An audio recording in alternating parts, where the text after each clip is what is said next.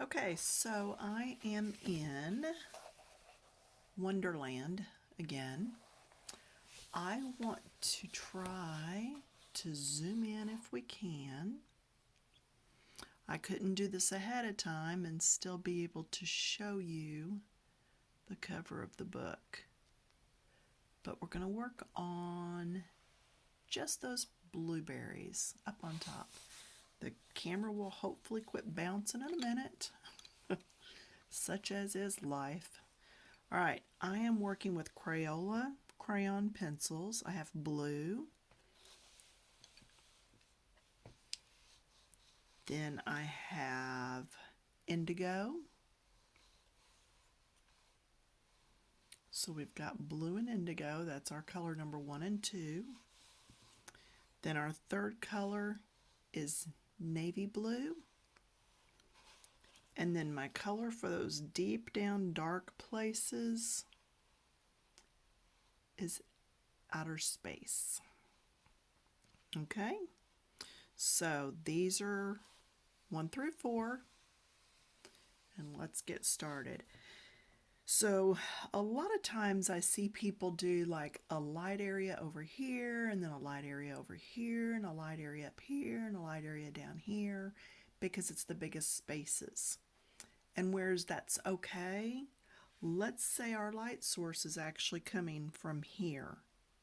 So if it's coming from here, our light's going to be here, and here, and here, and maybe just a little bit right there, but not much. The reason for there instead of up here is because this berry is casting a shadow on this berry because it's underneath. Okay? So with that in mind, let's go ahead and start. I've got the blue.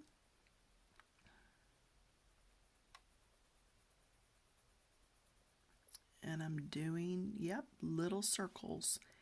Because it's a rounded edged item, it's going to be much easier for me to blend and keep in the lines if I do those circles. And I'm only going to go part way around on here because this side's in the light, but this side over here is more in the dark. Which really leads me to thinking, do I need any light on this? I'll do just a smidge. How's that? Just a bit. Now I'm going to go to my second color. That was blue. Now I'm going to move over to indigo. And what I did on picking the colors was I got my swatches and I just looked for colors that I knew would work for blueberries. Okay? And then I pulled those colors. So now with this is the next color. So I'm going to come over, blending into that first color, just over and over. And then I'm going to get back here too. Now you can see that's pretty well blended. There's still white tooth showing through the paper, but that's okay. I was working on the blend. I'm going to put just a little bit right up under that edge. And then just a bit around here. And then I'm going to start blending again. Circles, blending into that first color. This is pretty nice paper in this book. So there's that. Then I'm going to come up here to this one. And really the light can go all the way around on that one. So I'm going back to pencil number 1, which was my blue. And I'm going to do this part back here because that still is in the light.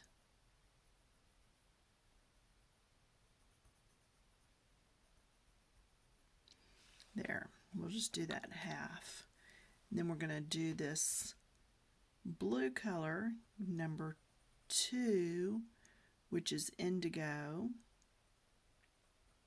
over on this half. Now I'm going to have to actually pull up a photo and see what color those centers are. I want to say that it's a dark blue, almost black, but I do want to look it up and make sure before I just jump in and do it. Now I am going to leave a little bit of white right there, because if I put all the color in and then I want to come in with the next darker shade, the tooth is all going to be used up and I won't be able to get the color in there. Does that make sense? The tooth is the white part of the paper. So, and I've done this, but it's been a long time. Let me grab a piece of paper out of the trash.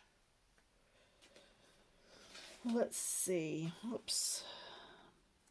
Well, if I can find just a piece. It doesn't have something all over the back of it. Here we go. Paper. Hey, real life, y'all. Real life. So, paper has what's called tooth. So, if I were looking at the paper this way, okay, and really had it magnified, it wouldn't be flat like this. You would see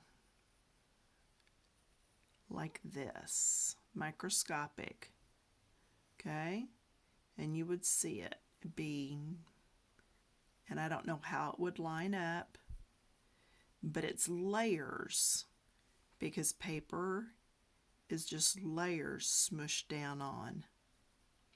Okay? It's hills and valleys.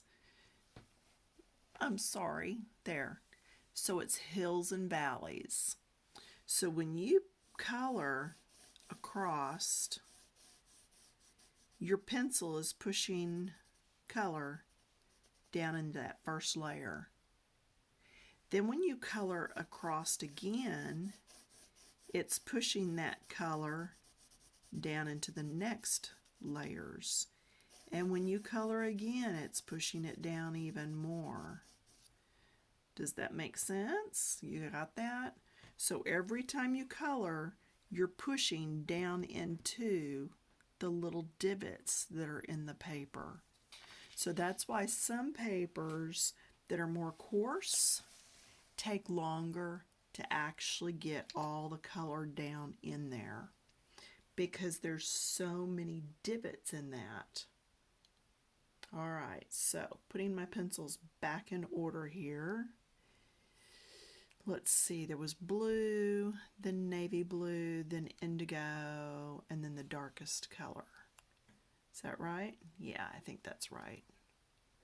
But the barrels don't look like that's right. So, and it does matter. So we're going over here, back to the swatches. Blue, then navy, yes. Then outer space is last, and indigo. Indigo's lighter than navy. So there you go. Goes there. So it was a good thing I checked. So when in doubt, check your pencils. Make sure you've got them in the right order. So we've used the lightest, and then we did the next one. Now we're going to come in with the third color. So I'm going to come in here with this navy blue, and I'm going to get up under some of these edges.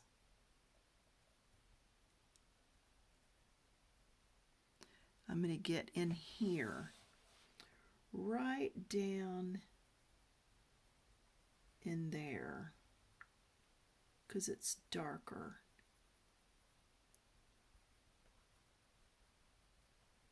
And around back here, because remember, this one's the one that's almost all in shadow. And then the back part of this and just under those little edges. We could even get some right here, because by going light here and then dark here, it pushes that one to the back and pops that one up to the front. Now let's go with that darkest, my color number 4, outer space. And you don't necessarily need 4, I just chose 2 here because this berry is so much hidden back here. I'm going to do this darkest color right back here in this V. I'm really going to get that deepened up. Really deepen it. And then I'm going to go under some of these just to add a little bit more depth. And again, I'm going to have to look that top part up, but this is how you would do stacked cherries, blueberries. Just think of a ball shape. Any ball shape where there's some stacked. If you were doing a picture that had marbles in it, you would do it the same way. All right? Think of your light source coming down and then start dividing it out and coloring. So now I've gone back to my original lightest blue, which is my indigo. Is that right? See, I just, that's what I get for stopping, but nope, there's blue. And see, I could have even done light blue in there. I want to say it's not indigo, but that it's blue. Yeah, blue is the lightest. So, grabbing the blue, it does make a difference. And I might have said those out of order earlier, I don't know. But anyway, now I'm going to come back with my lightest color, and instead of using a blending pencil or a stump of some sort, I'm going to just come in with this color and use it to do all the blending. Because what that's doing is it's adding more color to the paper instead of just moving around the color that's already on there. And this is also going to help brighten up these berries just a little bit. I know there's many different kinds of blueberries, but we're going to do that right there. And then this one. And see, I'm just pushing down into that tooth of the paper, getting rid of all the little white areas. And see, this is with your basic Crayola pencils. Yeah, I have 100 color set. Actually, I have 2 of Crayola because I found them when they were really cheap. They're less than 20 bucks for the whole set. And so, yeah, I got 2 sets. And because at the time I didn't know when I'd be able to afford anything else. And it's turned out well. It's turned out really good for me. It just shows you that you don't have to have all the most expensive of everything. Although if I could get some donations to my YouTube channel, I would buy me some alcohol markers and learn to use them and experiment and then teach y'all. Alrighty, so there we have blueberries. Okay, and if it doesn't look dark enough in one particular spot, I can come back in here and just deepen it up.